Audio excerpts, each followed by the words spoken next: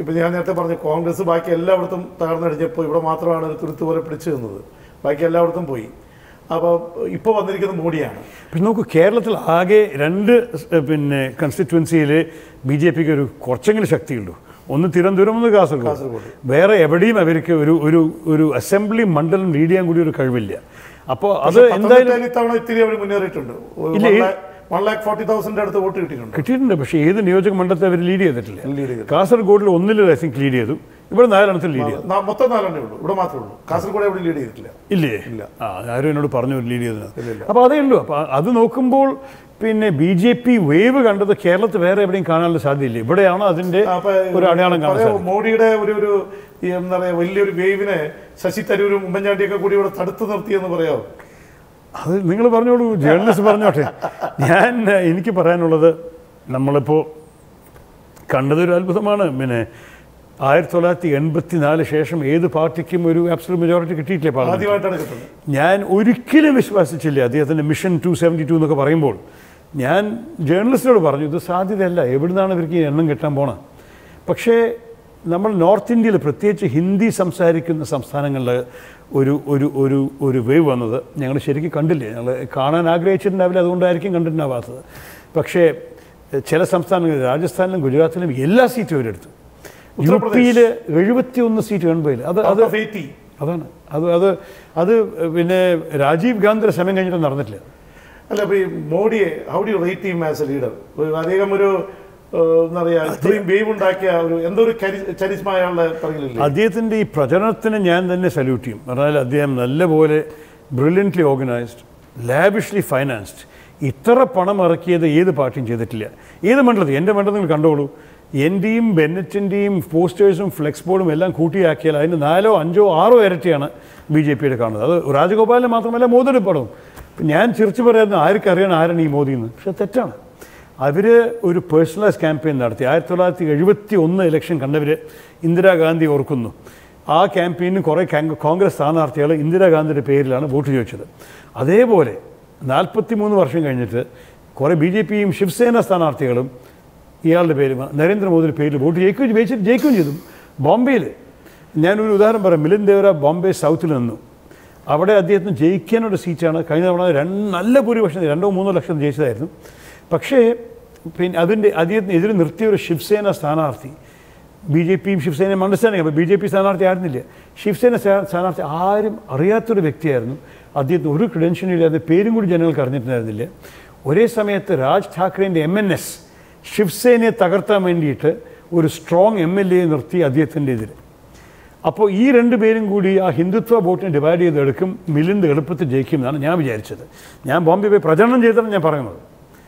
ഞാൻ വിചാരിച്ചു മിലിന്ദ് ജയിക്കും. അപ്പം തന്നെ എനിക്ക് കുറച്ച് തോന്നി എലീറ്റ് ക്രൗഡിലും കൂടി ഒരു ചെറിയൊരു ആൻറ്റി കോൺഗ്രസ് വിമർശനമുണ്ട്. പക്ഷെ എന്നാലും അദ്ദേഹം ഇങ്ങനെ തോൽക്കും ഞാൻ വിചാരിച്ചില്ല. പക്ഷേ അതിന് കാരണം എന്താണ്?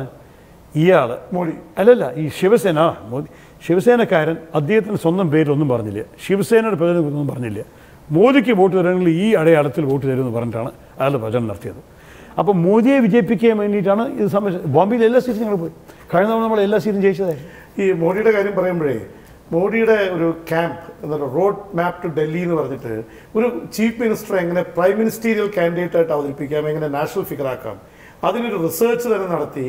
7 years they were working 24 hours 24/7 എന്ന് പറഞ്ഞ പോലെ വർക്ക് ചെയ്യുന്നു. ഒപ്പം തന്നെ മറ്റേ ഒബാമയൊക്കെ സപ്പോർട്ട് ചെയ്ത അമേരിക്കയിലൊരു ഏജൻസി കൺസൾട്ടൻസി ആയിട്ട് നിന്നുകൊണ്ട് എങ്ങനെ ഇമേജ് ബൂസ്റ്റപ്പ് ചെയ്ത ഒരാൾ നാഷണൽ ലീഡർ ആയിട്ട് പ്രൊജക്റ്റ് ചെയ്യാൻ സാധിക്കും. അത്രയും എന്താ പറയുക മെറ്റിക്കുലസ്ലി പ്ലാൻഡ് ആയിരുന്നു Modi. But what about Congress party? ഇപ്പോൾ താങ്കളെപ്പോലുള്ള ആൾക്കാർ UN-ൽ ഏറ്റവും തലപ്പത്തിരുന്ന ആൾക്കാരാണ്.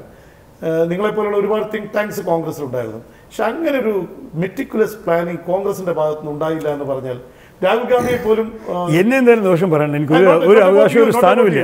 എനിക്ക് പാർട്ടിയിൽ അങ്ങനെ ഒരു സ്ഥാനമൊന്നുമില്ല. ഞാൻ അവസാനത്തിൽ ഒരു സ്പോക്സ്മാനായി പറഞ്ഞാൽ പാർട്ടിക്ക് വേണ്ടി സംസാരിക്കാനുള്ള അവകാശമുണ്ട്. പക്ഷേ എനിക്ക് ഒരു ഡിസിഷൻ എടുക്കാനോ ഒരു ഒരു ഒരു ഒരു ഓർഡർ കൊടുക്കാനുള്ള അവകാശം ഉണ്ടായിട്ടില്ല. അപ്പോൾ ഞാൻ ഇതിനെ നിങ്ങളെപ്പോലെ കണ്ടുകൊണ്ടിരുന്നൊരു വ്യക്തിയാണ് ഞാൻ സംസാരിക്കുന്നത്. പക്ഷേ ഞങ്ങളുടെ പാർട്ടിയുടെ അകത്ത് ചില കാര്യങ്ങൾ നന്നായി ചെയ്തു, പക്ഷേ to late.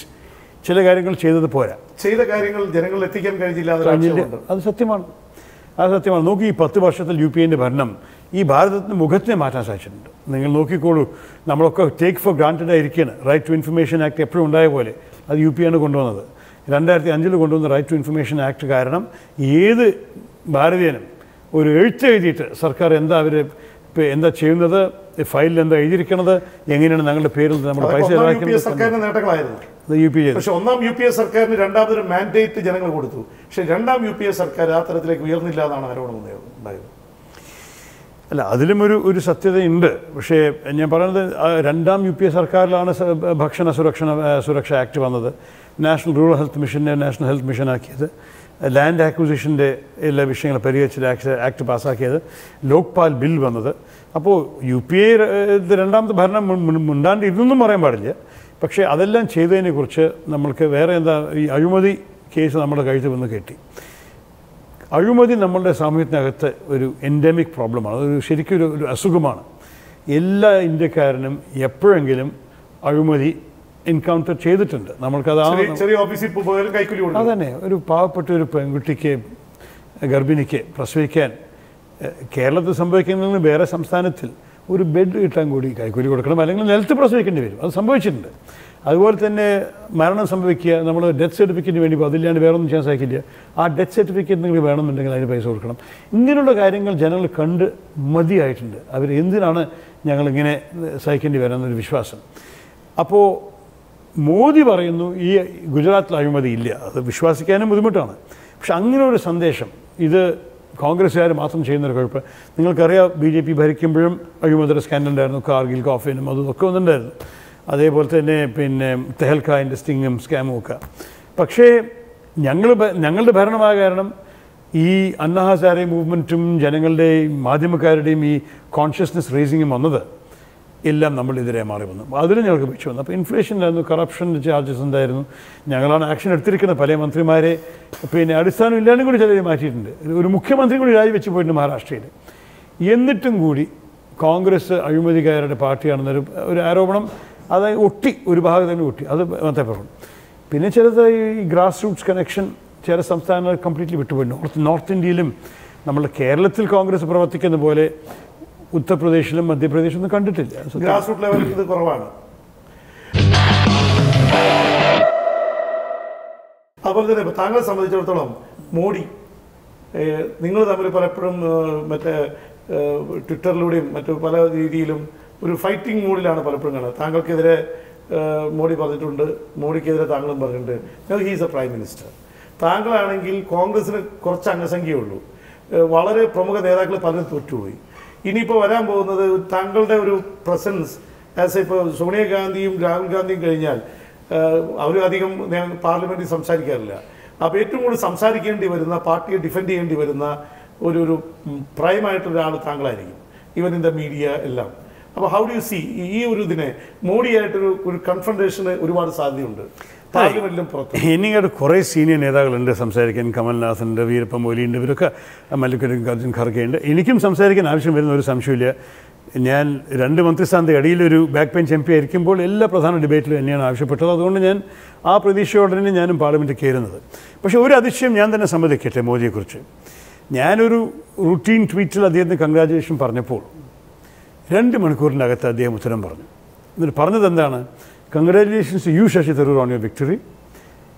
Let us work together to move India forward. നമ്മൾ ഒരുമിച്ച് പ്രവർത്തിച്ചിട്ട് ഇന്ത്യ മുന്നോട്ട് കൊണ്ടുപോകണം. അത് എനിക്കൊരു അതിശയപ്പെട്ടു. അതിനെ ഓഫ്കോഴ്സ് 2,000-3,000 ആൾക്കാരെ റീട്വീറ്റ് ചെയ്ത് വലിയൊരു വാർത്തയായി ട്വിറ്ററിൽ നമ്മളുടെ മെയിൻ സ്ട്രീം മാധ്യമങ്ങൾ വന്നെങ്കിലും കൂടി ഇത് ഇലക്ഷൻ ദിവസം 16-ാം തീയതിയാണ് ഞാൻ പറയുന്നത്. അപ്പോൾ അങ്ങനെ അത്രയൊരു സിഗ്നൽ അയക്കുന്നത് എന്താണ് എനിക്ക് തോന്നുന്നത്? മോദി പറയുന്നു നമ്മളുടെ പണ്ടുണ്ടായിരുന്ന അഭിപ്രായ വ്യത്യാസങ്ങൾ മാറ്റിവെച്ചിട്ട് ഇപ്പോൾ നമ്മൾ ഒരുമിച്ച്, ഞാനിപ്പോൾ അദ്ദേഹം ഒരേ ദിവസം പറഞ്ഞുവല്ലോ, ഞാൻ എനിക്ക് വേണ്ടി വോട്ട് ചെയ്തവരുടെ പ്രധാനമന്ത്രി മാത്രമല്ല എല്ലാ ഭാരതീയരുടെയും പ്രധാനമന്ത്രിയാണ്. അപ്പോൾ ഞാൻ അടുത്ത ദിവസം തന്നെ പറഞ്ഞു, ആ രാത്രി ടെലിവിഷനിൽ പറഞ്ഞു, അദ്ദേഹം വികസനത്തിന് വേണ്ടി പ്രവർത്തിക്കുമ്പോൾ നമ്മൾക്ക് സഹകരിക്കാണ്ടിരിക്കാൻ എന്താ കാരണം? എന്താ എല്ലാ കോൺഗ്രസ് MPക്കും വികസനം വേണ്ടി സ്വന്തം മണ്ഡലത്തിൽ. അപ്പോൾ വികസനത്തിന് വേണ്ടി സഹകരിക്കാൻ നമ്മളെല്ലാവരും തയ്യാറാണ്.